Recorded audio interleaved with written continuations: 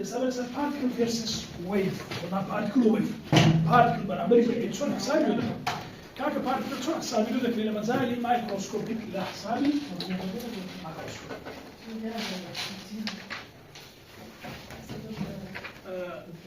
طبعا لو section هذا سيدا كده section هذا this section we are going to study the properties of particles and waves يسأل أنا خصائص كاري particle wave التي لا سياغي كلاسيكال كوانتم فيزيكس يعني تو دوشته بارتكلز غير ويف تمام صفه كان يوانتيا لا كوانتم ميكانكس لا كلاسيكال ميكانكس واضح ولا يستاجر حسب الشيء كم او تجربه معناها في اللي دبل سيزور بعد سنه ضرب شوان ثاني ديال المرحله دو بس سريع ليك يوانتيا الاكسبيرمنتال سيت اب او كلام على كذا او تجربه بود راسك كدني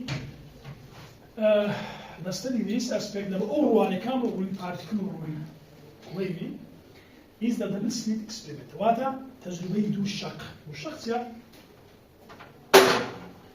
وشوية أو لو حياة دو الشق يزور بيسكو كيتلا ليرش تسيد على السورس ليرش يا سكرين كاتا وسيش زيادة ما يدري زور زي لو سكرين تسيج دبستي Geiger detectors. Why Geiger detectors? شو كبارتكل كان؟ كنت أسأله تفاعل كان بين غازي أرغون. Geiger نسبيك غازي أرغون بيبدي. غازي أرغون غاز شخام كا بارتكل كان يعني إلكترون كبيدة كمي. أوتوبلايا سيلة كا هذا شيء لو باقي مزببة هذا شيء لو باقي سالبة كي لو يدري pulse شيء قياس ذاك يعني count كي قياس ذاك باشا.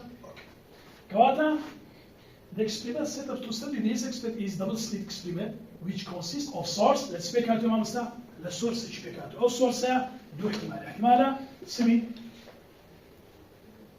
can be source, material particles or wave. يا material particle يا wave. ماشي؟ يا material particles يا wave. لقيتي أول لقيت أو ديوارة سيدا أو ديوارة بيكاتو لدو slits لدو خط. within a wall with two slits يكتشان اسيك يكتشان اسدو اسيك اسدو تسميتي لو دو سليتي لو دو شقي لديوار شكلها كوا السورس لو ديوري ده ماشي كاكا ولا باك سكرين اكويت كوا تلقى باك سكرين ايش طبعا راسته نسمع اخوان نسمع كمان كده لقى الباك سكرين اهو الشيء لقى الشاشه لو ديوي with counter that record ادي counter تشال بشي داره او counter يشيتيا او counter جناري او الكتروناني برشا شكل داك اللي قياس ذاك كواتا with count record whatever arrives at its from the slits بابنا سيكم لا كلاسيكا كي دوبا شيء وتنبازك ما صايب السيد يقدر أنا classical view of particles عم يسواتا ديتني classic شيء particle waves يا أو كدي quantum view of particles and wave يا كم ياتسيا classical view of particles and wave هذي يقولون يا quantum view of particles and wave ما بنصير هو classic كي حساب كله نسمع لكن يا كم يا classical view ما بنصير روي classic particles and waves. In classical physics, particle and waves are mutually exclusive. يعني الفيزياء كلاسيك particle wave يتجاوز لك. هيز يا أخي بيقاني. واصل قدمان particle massive particle wave length. يبغى ما wave length كي تسير لما حاضر كان دي بس ما كان قدمان تسير wave length كي زور تسير. تسير. سايز كي يكون. ما دام زور بتشوف تسير. تسير كي إيماني ذاك. They exhibit completely different behavior. Such as زور تقول الإنجليزية واسع. Okay. While the full description of the particles require only one parameter. فهذا full mass يعني وصف fully particle كان بيجي بس هي parameter يا the position vector. بس R زي كده شيء. طبعا position كده تصدق في الديزاين شو ده كده. position كده كني تمام. لوست كده بينيو و دي x over dt ده كاتب v. dv over dt ده كاتب c ده كاتب acceleration والشبه.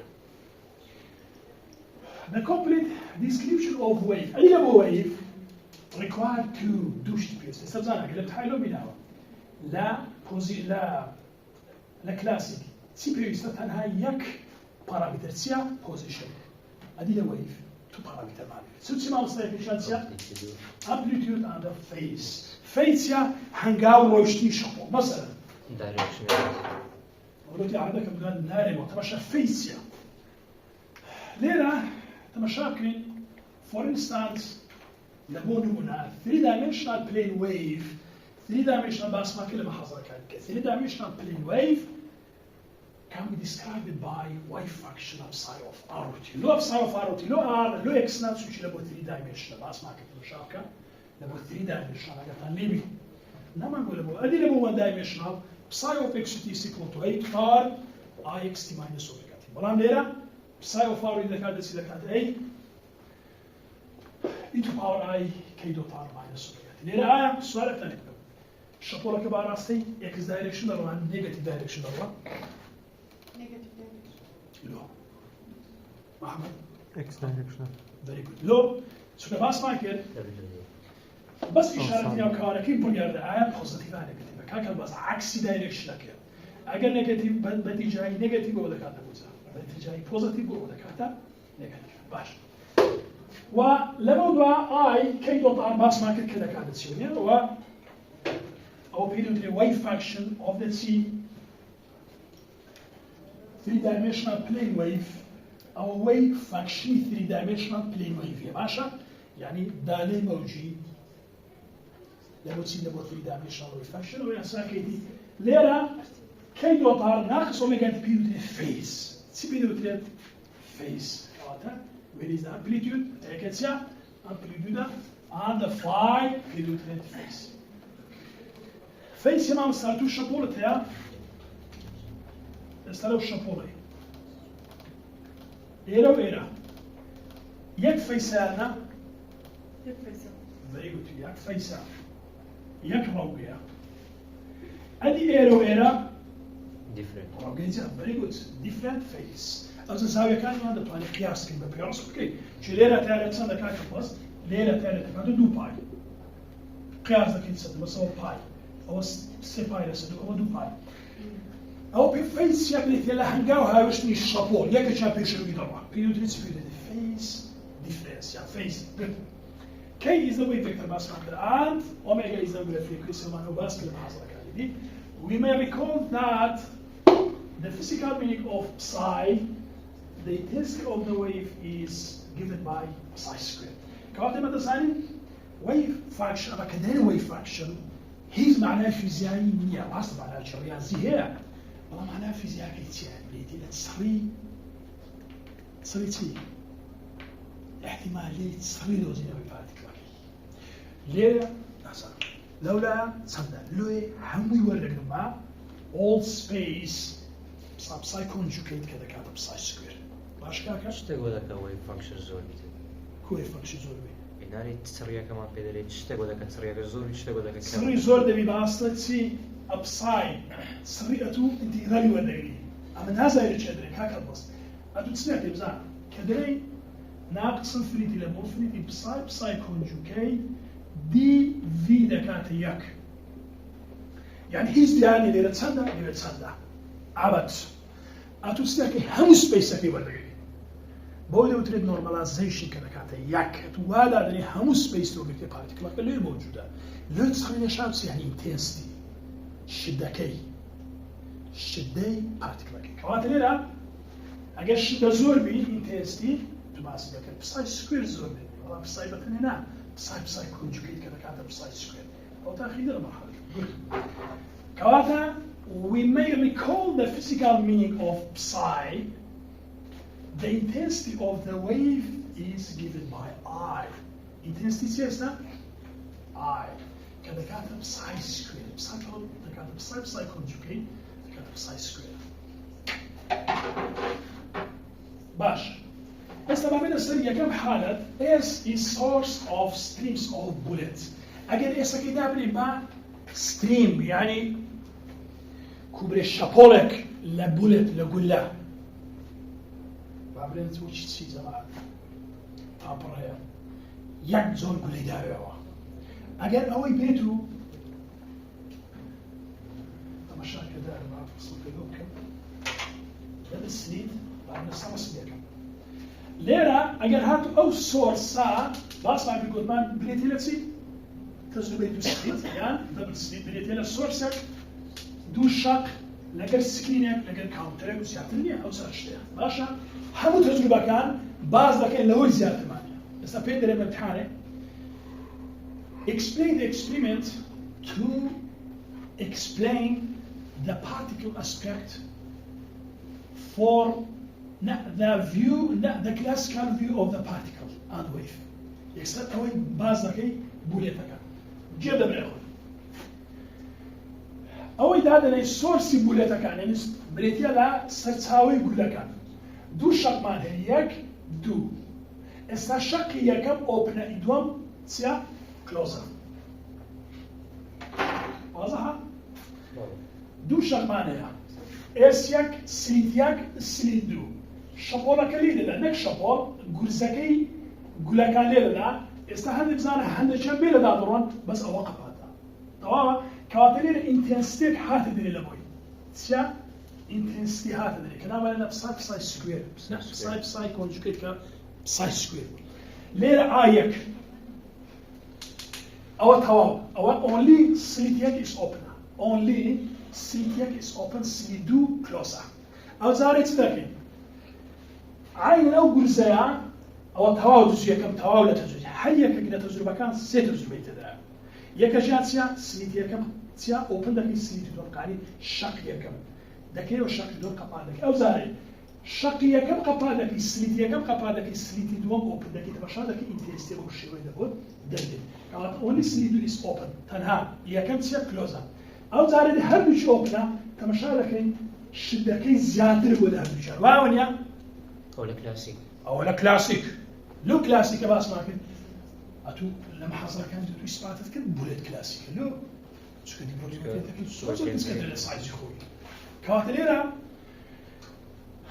بوس اللي صار وبنحب جاكرانا وتمشى لك ليلة شدك يبرش وزيادة كان لكانت الانتنسية كم زايدة الانتنسية طبعا أو كانت الدبل سليت اكسبيرمنت with particles كانت سيلة بولت ولا S is the source of the bullets. S is the source of the bullet. أهم source of the bullet. ستوزوبة معي. يا دوس يا كشان S يك opener S do closer. يدوم يعني S do closer S do opener. يسمى S يك و S do opener. أما شايفك الشدة كاملة لكلاسي ده كانت سكاك الباص أي إكزاينات كانت الشدة هرجع. أو الدكتور قبل إلكترون والراز نابي ولا؟ أيوة شلون بعض كمان زي مكان. S is a source of bullet. I can I do are the intensity recorded on the screen.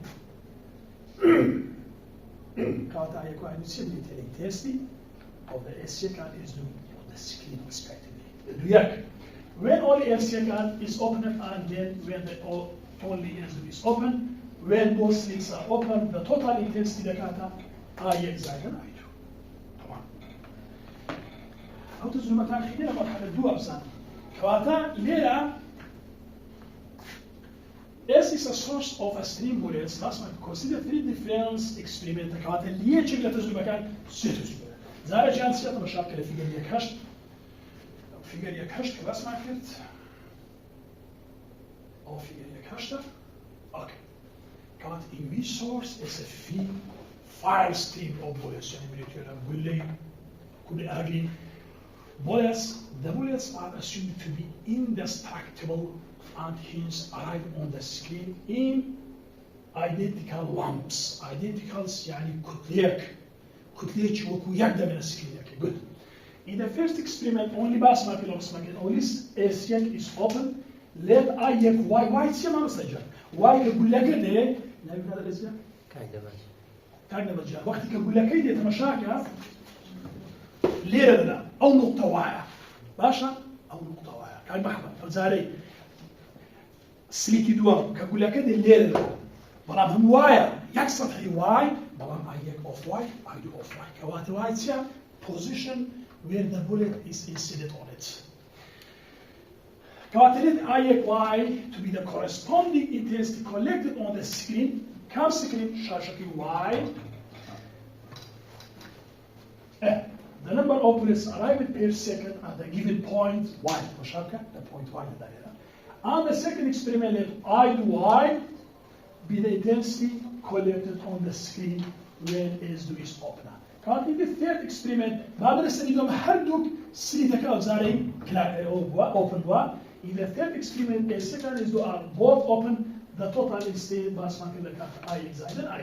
يعني the I as a function of Y log سكو intensity كا لا point جدا أو point لسه سكينة وايا I of Y لكن I of Y زائد I of Y. أوي تبارز لكن لا تجربة رقم B. S is a source of waves. أسمع كده كم ياتسيا. S is a source of a bullet. أو زاري S is a source of wave. أجر S is a source of wave بود تمشهدك هاي فرق هي لجري فرق جلتسيا as depicted in figure يكنو تمشهد اسم يكنو كدابيا أول اسم يكنو تمشهد كين لرسم يكنو تمشهد كين the double slit experiment S is a source of wave. طبعا هنا I and I do intensity recorded in the screen when S and S do open بس ما كده أكيد S open B and S do open B. طبعا شايف كده اسمه ده بلام when both sides are open the total intensity is not longer equal to the sum of the I and I do. An oscillating theorem has been ordered. ليه أو فرق يا جماعة طبعا شايف بلام أجر هاتو سرتساوا كمان زاد تقريبا نصنا كمان قوري. حساب كانوا بيدي ل particles of electrons. شو electrons يا صفة السيرة ما مصير electron. وين؟ خلاص. بعد صفة يا أنا هم دادني بقى electrons أنا هم سرتساوي لنفس وسها. ليه أو تجربة experiment ده خوي ده. زور أصلا. زارشان أو electron لا سميتي كم ده openها. زان زارش كتسيد المسكين سكاترو. بلام سميتي دو قبادة. سندو إذا كان بديوي intensity دروز دكا. بالا ما قالوا زاري أوا كراوي أوا قباب بيزارش كتسو دروز دكا تمشاكا سورس إلكترونا كان آخر دروز دكا. بالا ما قال هاتو هردو شي كراوة بو سو دروز دكا أو شكل دروز دكا. أو شكل فرق كلا قال أو سميدي. أو شكلها همون بريتي لا interference يعني بيعداتون. واونيا كوات أول سمي الأنزام يصير دروز دبي. ناكات I excited I do. أيدي دكاتة I excited I do زايدا فاكتور أشكال قال بيدو تير oscillating theorem سياب تمشى كاتك أو روناتشيا هر وقت تشو روناتشيان إلكترون oscillation كتسدد مغزى oscillating particle تسدد ببي maximum low. Radiation ده. Very good. Radiation ده. كاتلو بيدو تريتسي بيدو oscillating theorem. ده بيأوشي لقبي. ما دام جدا لازم نقسم ده. تيجي. الإلكترون كان لاش درون أو الشدة كم يدرس كل كان بس باش تقول. قال شو رأيك وش ترى؟ تمام. أو الشدة كم يدرس كل أو تا. الشدة يدور شيء يدرس كل. بلام لها ما كذا الإلكترون كخوش ويف ده. واونيا بس قالوا إيكا صفة ويفية لازم oscillation بخوش ويف ده. كانت بيدو oscillating theorem. Good. ليرا I يكساني بآي كوايد. بلام يكساني بآي كوايد زايدن oscillating theorem بيحش بس يعني وكو ليرا أسمع كده مشابكة. شوف كده. أوكي. مشابكين. إيش يكفي صوفن بأسمع كده جيش ليرا. شو سؤال فهم؟ فهم. الكترون ده ثاني بهردو سليت ده برول عين وقت. از استوى الالكترون ده كم نعم. اجل بهردو الشام ده بروا تمشى بلادك. هايزنبرغ قال شيء سيا. هايزنبرغ ده ناتو عن التعديل كان بالضبط بين ده بروا بينا. اما نازل بالضبط بتشان ده بس شو ده كم هايزن ما كان لا تنزل بالسيا. Good. Esta S is open I do to be the intensity when the S is open. Can recall that wave is represented by a complex function psi. لو استعمل لو كلمة هاتي لا جماعة لو wave low wave is represented by the complex function psi low يعني سوش complex كهيا ليش كان اليو complex psi لكاتتي psi لكات a to power I kx ناقص omega طبعا يعني أو معنى e to power I theta لكات cos theta زائد I sin theta بينري يولر theorem يا سي أويلر تسلك لنا f psi لكات a أو إذا كيوا e to power عفوا لكات cos kx ناقص أوميغا تي زائد I sin kx ناقص أوميغا تي good ليرة a cos kx ناقص أوميغا تي زائد ai sin kx ناقص أوميغا تي أو هم إذا كانت فانكشن قلنا لدينا a لو أو complex هذا أو real part أو imaginary part كانت إذا كانت a كو اي بي قصدي أويا دريتي كانت recall that the بناخد منه a wave is represented by a complex function psi and its intensity is proportional to its amplitude دور أوي سكوير كا لكانت سي أبسا psi conjugate لكانت a كو b a كو اي بي زارا a كم اي بي ونيا شيء أو complex conjugate بس قيمتي complex number كي عكس دكاتوا I إذا دكاتة شيء ما أصلا أو دكاتة أي جزء ناقص B جزء نا دكاتة أي جزء كم I جزء B جزء I جزء دكاتة ناقص دكاتة كو B جزء كاتة أو دو أمبليتيود ثابتة أنا ثابتة كاتة دريتي complex function and its intensity كاتة شدكي is proportional to its amplitude low I square I دكاتة سي دكاتة psi square يعني psi conjugate زارا psi قيمتها كي دكاتة سي دكاتة أي دوزا زائد B دوزا كأمبليتيودي ويفا كمان أوكي كانت أمبليتيود لنا بتعرف إيش كبعد يعني high أو low بس زائد برسترين شابور كاني أو يعني electric field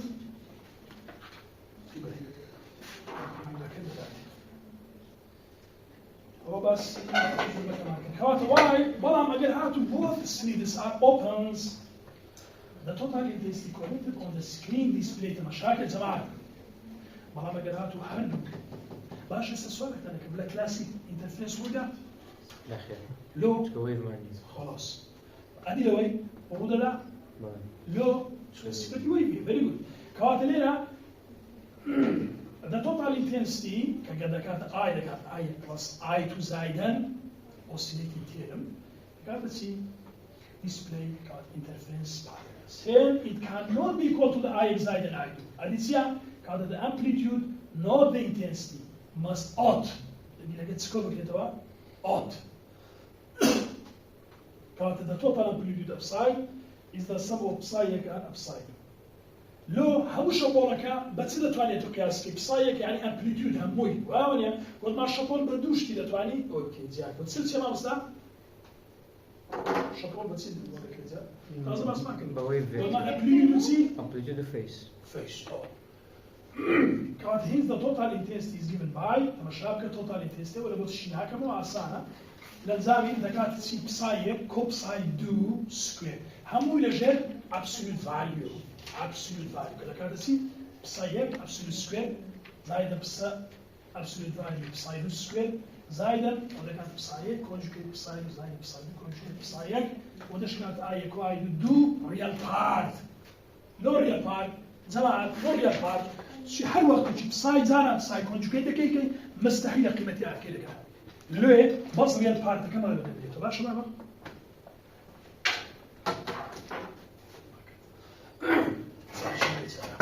اوكي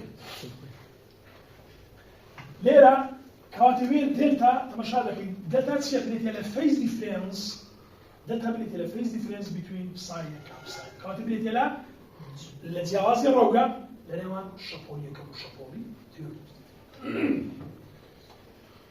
وباس شماك الجولمان لوري انترستي بترنا كاتاي كده بروي سمان باس الجولمان لبروي سي اوسيليتنج تيرم كذا دو رجع يقاعد كوساين داتا كنا ما لنا اوسيليتنج تيرم كاوت which is responsible for the interference pattern كاوت سبيس نفسها إيشي oscillating تيرم تسيا that you said which is responsible كاوت بر مسؤولة التي بر برسا لا بيقدر تسول للشوازي بيقدر تسول كي اگر اولنی بيقدر تسول هذا صفة كي دبتو كلاسيكا رسمك رسمية بلو رسمك لا رسمك good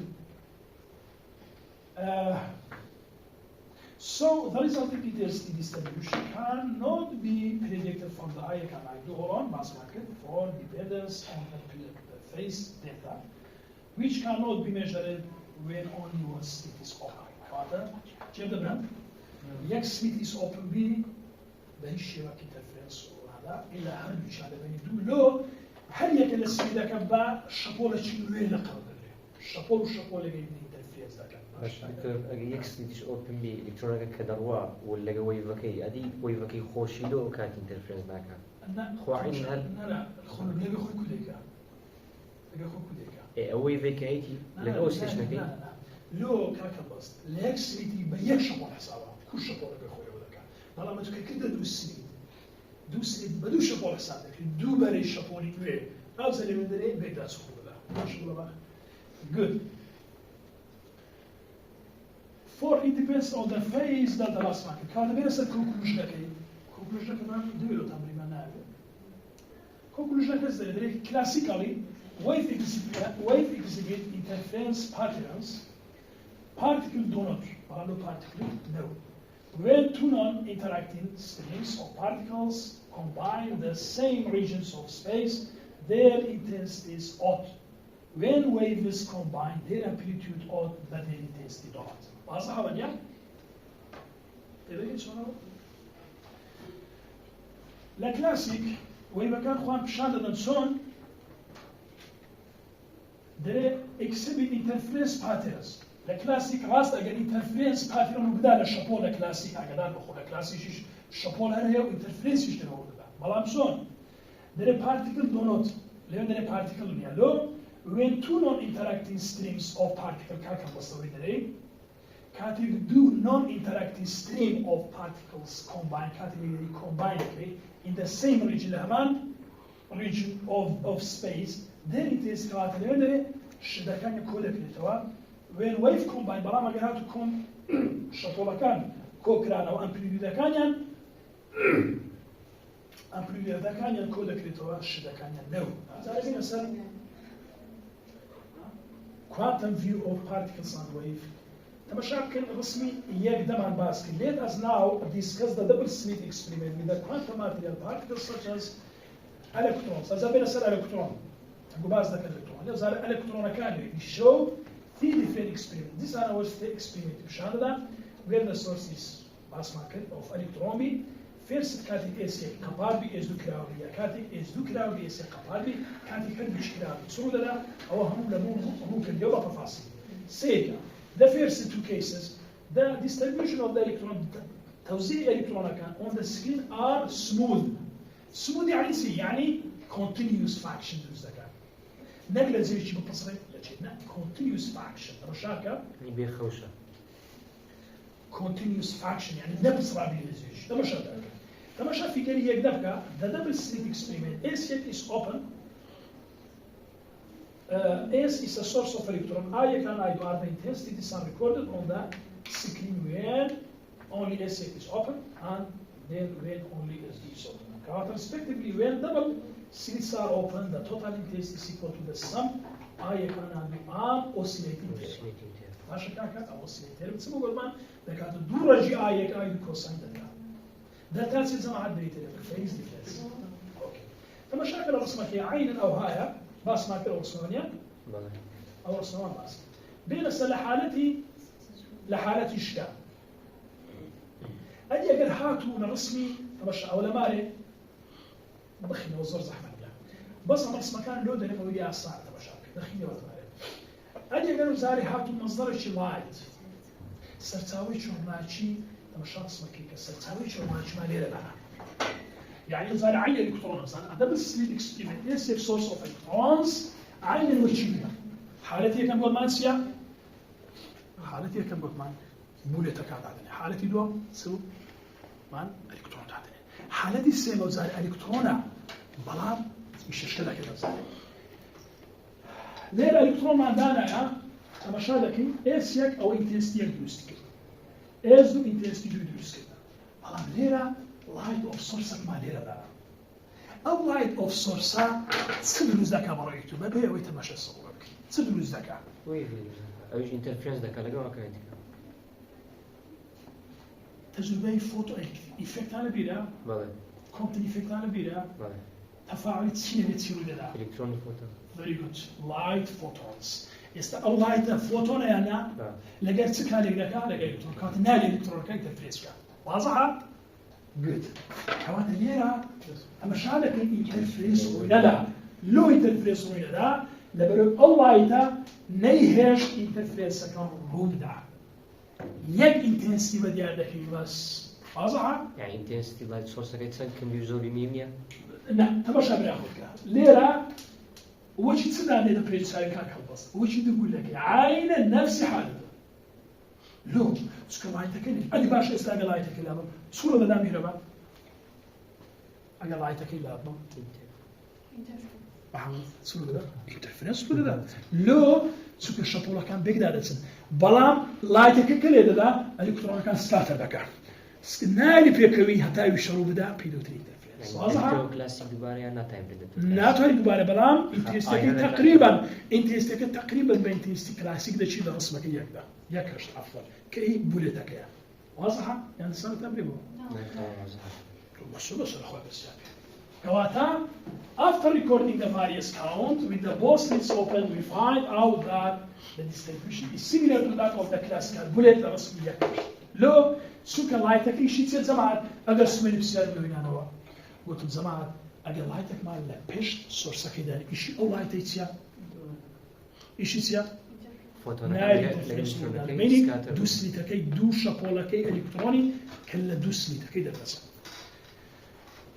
المشاكل دي appeared similar that classical the interference patterns has disappeared visibly but return of the light اگر light source كلا بيت سرود لا ماستا the interference pattern appears again زارش كتسير ده سوى دي توا زارش أولس ما تعلود بزبطها أولس ما مشاركة اگر source كلا بيت أول درسي source كلا لوا يك بيجي سوت درسي كنا عمالنا نسي نعمالنا با intensity أيك زايد الأرتيو لو شو لايتك لو لايت بخون بري تلفوتونز كما تلينا مشاكل زمان خوا شاهد يشكد ذا كوا فوتون بريتي أنا لايت بريتي لفوتونز بريتي لكوربيوس كورس يعني بريتي لا تمونكا لو أجر أو لايتا ما دبوا هو لا داني أو إلكترون كواته بخوش بريتي لتمونكا واضحة؟